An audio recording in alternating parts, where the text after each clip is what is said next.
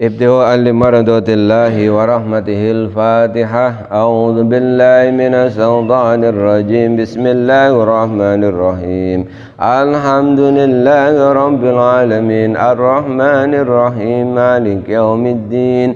إياك نعبد وإياك نستعين. اهدنا الصراط المستقيم صراط الذين أنعمت عليهم غير المغضوب عليهم ولا الضالين. رب اغفر لي ولوالدي وللمؤمنين آمين. كلام قديم لا يمل سماعه تنزه عن قول وفعل ونية به أستفي من كل داء ونوره دليل لقلبي عند جهلي وحيرتي. فيا رب متعني بسر حروفه ونوّر به قلبي وسمعي ومقلتي وسهل علي حفظه ثم درسه بجاه النبي والآل ثم صحابتي. Ali Imran ayat 49 sampai 51. Wa rasulan ila bani Israil. A'udzu billahi minasy syaithanir rajim. A'udzu billahi minasy syaithanir rajim. Bismillahirrahmanirrahim.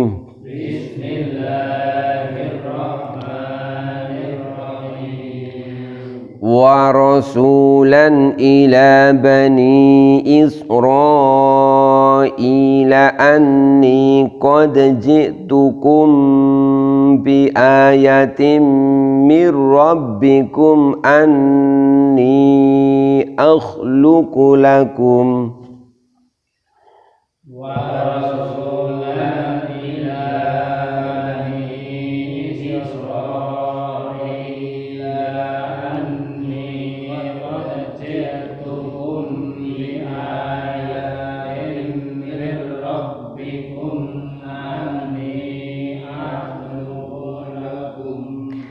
anni akhluqu lakum minad-dhini kahay'atid dhayri fa anfukhu fihi fayakunu dhayran bi'iznillah.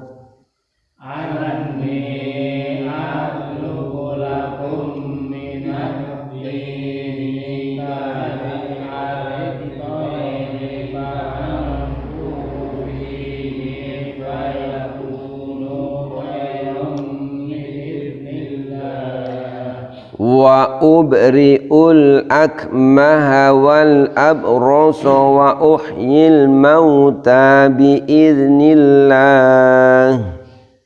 Wa ubri'ul akmaha wal abrasa wa uhyil mauta bi'iznillah.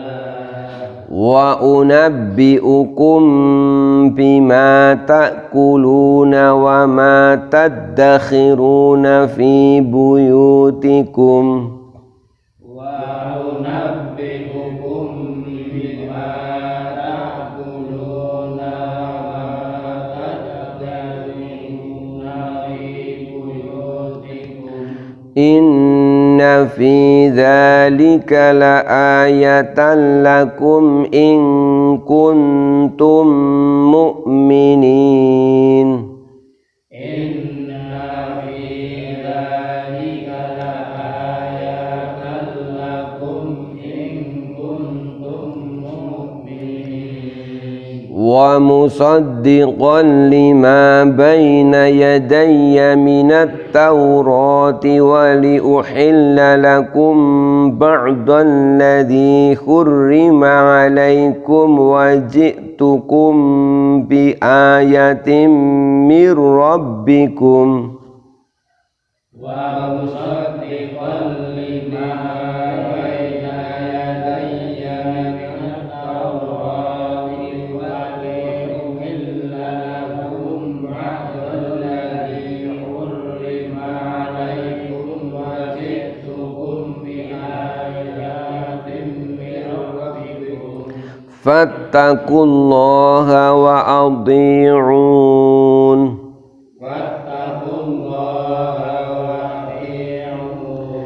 إن الله ربي وربكم فاعبدوه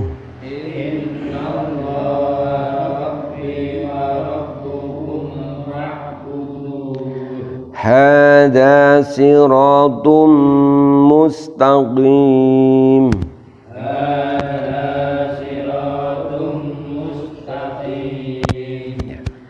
Bismillahirrahmanirrahim. Wa rasulan ila bani Israel. Nabi Isa itu wa rasulan adalah rasul ila bani Israel yang diutus kepada bani Israel.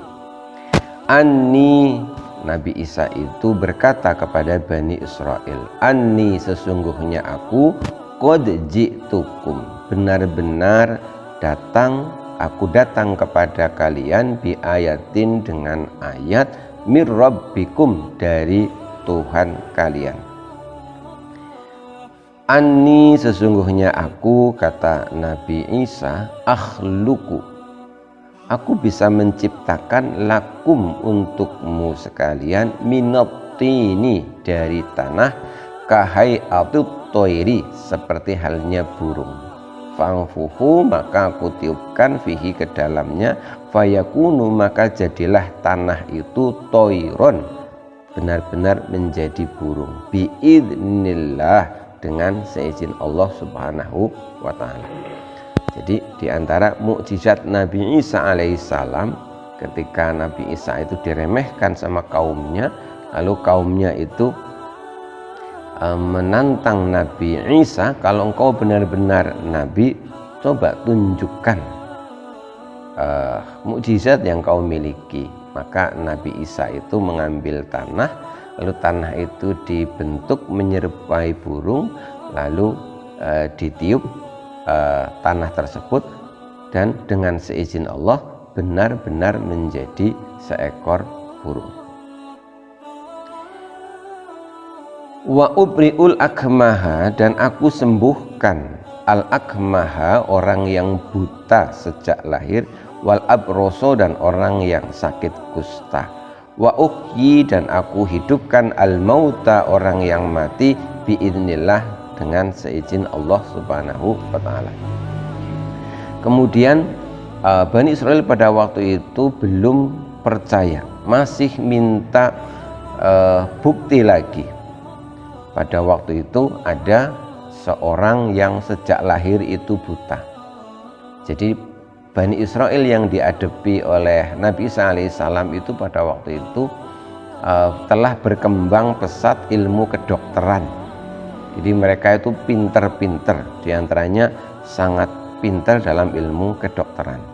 Sehingga mukjizatnya Nabi Isa itu ya yang benar-benar bisa membuktikan pada mereka yang pada waktu itu mustahil. Di antaranya ada seorang yang telah buta sejak lahir, lalu mereka menantang Nabi Isa, bisa nggak menyembuhkan orang ini?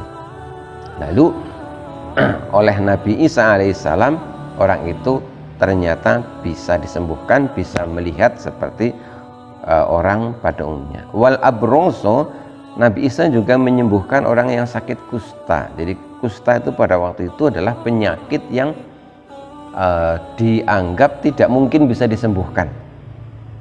Nah, dengan seizin Allah, Nabi Isa pun bisa menyembuhkan. Bahkan ada satu riwayat yang Nabi Isa itu mengajak ribuan orang untuk berdoa bersama-sama, ribuan orang yang sedang sakit, yang mereka beriman kepada Nabi Isa diajak berdoa bersama, lalu kemudian mereka pun sembuh. Wa uhyil mauta biidznillah, aku pun menghidupkan orang yang mati dengan seizin Allah.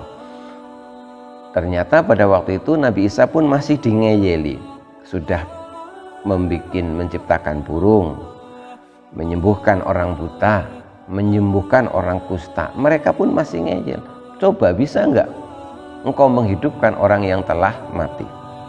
Lalu Nabi Isa kemudian diajak ke kuburan, di mana di situ ada beberapa kuburan yang masih baru. Lalu Nabi Isa itu pun berdoa kepada Allah dan benar-benar bisa bangkit lagi orang yang telah meninggal dunia dengan seizin Allah. Itu pun mereka itu masih ngeyel lagi. Akhirnya mereka berkata, wah jangan-jangan itu sihir, coba sekarang kita ke kuburan yang telah lama. Akhirnya diajaklah Nabi Isa itu ke kuburannya Sam bin Nuh, padahal waktu itu sudah 4000 tahun. Coba bisa enggak engkau hidupkan Sam bin Nuh?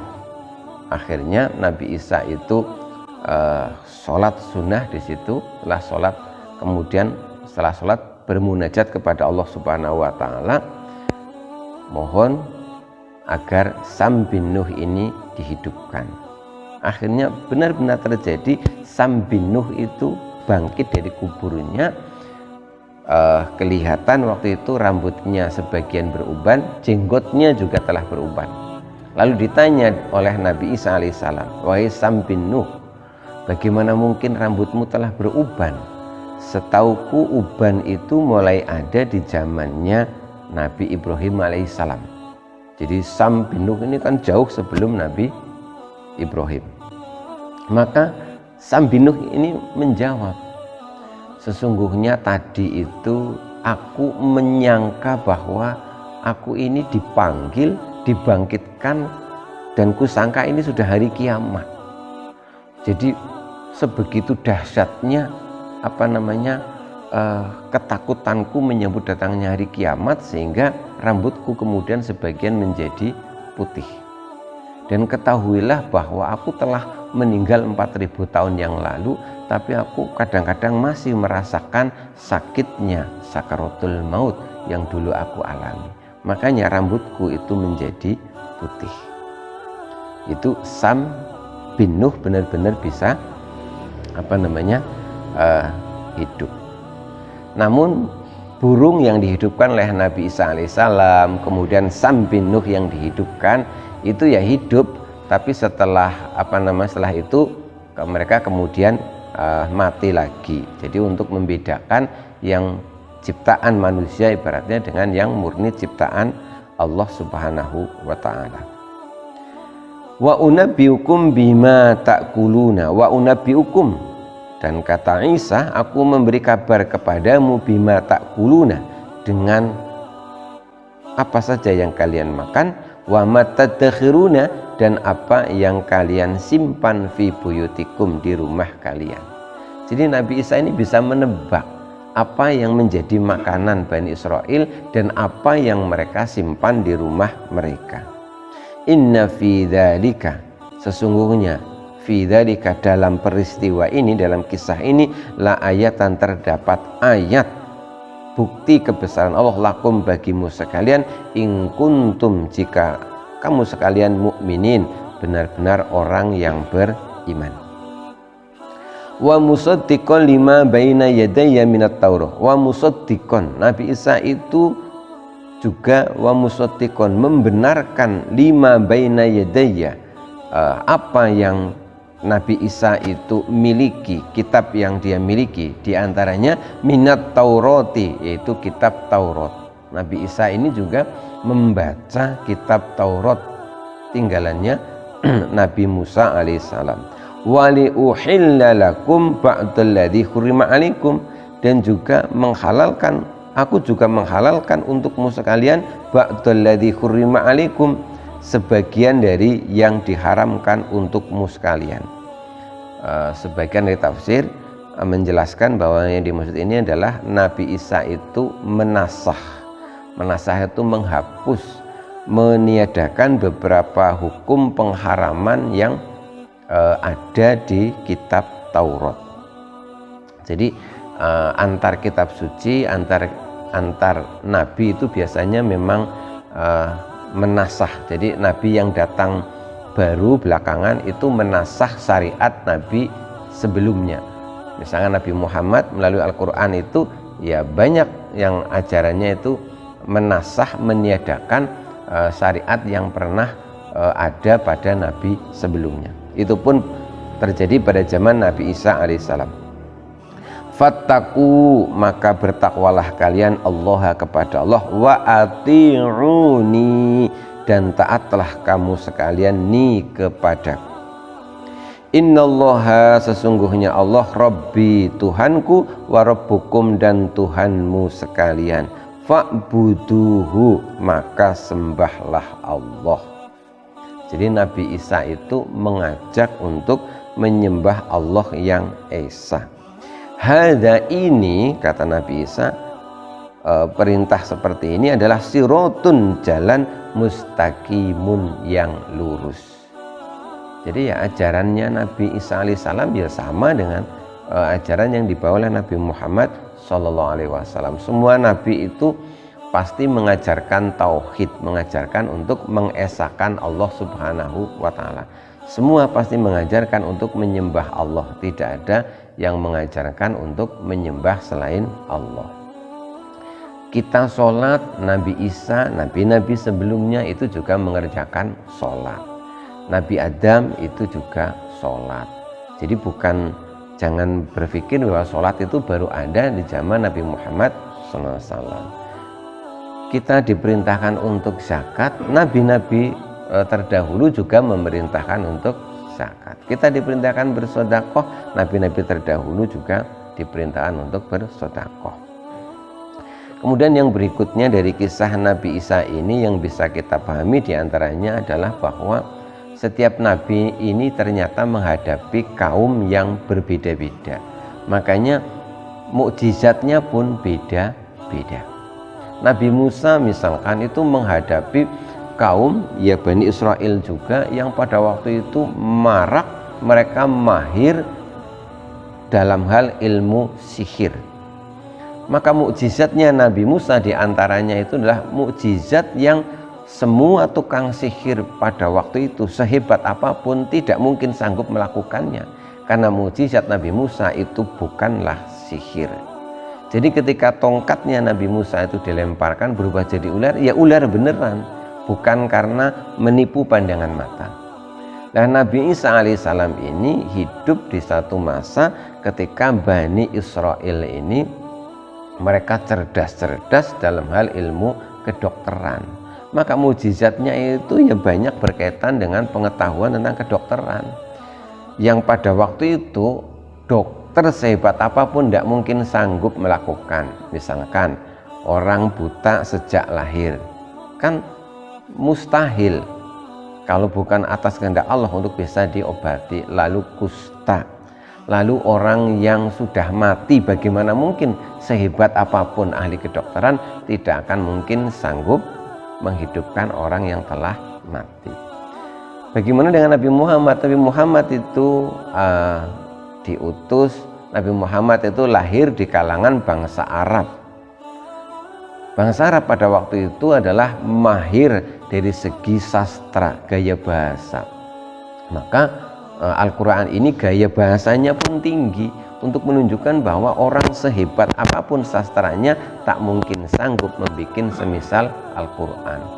Lalu Al-Quran ini juga karena untuk umat akhir zaman dengan kondisi yang bermacam-macam, umatnya makin cerdas-cerdas, maka Al-Quran ini pun isinya itu pun banyak, menyebutkan pengetahuan dan lain sebagainya. Jadi kitab suci itu pun termasuk mukjizatnya Nabi itu mengikuti kondisi umatnya. Nah, Al-Quran ini sekali lagi karena untuk kita umat akhir zaman ini tidak mungkin Al-Quran ini kemudian ibaratnya kalah dengan budaya manusia. Jadi nggak mungkin terus nanti pada zaman tertentu Al-Quran menjadi tidak up to date lagi. Al-Quran itu sudah tidak pas kita baca, itu tidak mungkin, karena semuanya telah dipersiapkan oleh Allah Subhanahu wa Ta'ala. Al-Quran sebagai mukjizat terbesar Nabi Muhammad SAW yang akan berlaku hingga akhir zaman. Nah, demikian kisah Nabi Isa, mukjizatnya. Besok masih akan kita lanjutkan, belum selesai kisahnya. Mudah-mudahan kita bisa mengambil hikmah dan pelajaran dari kisah Nabi Isa ini.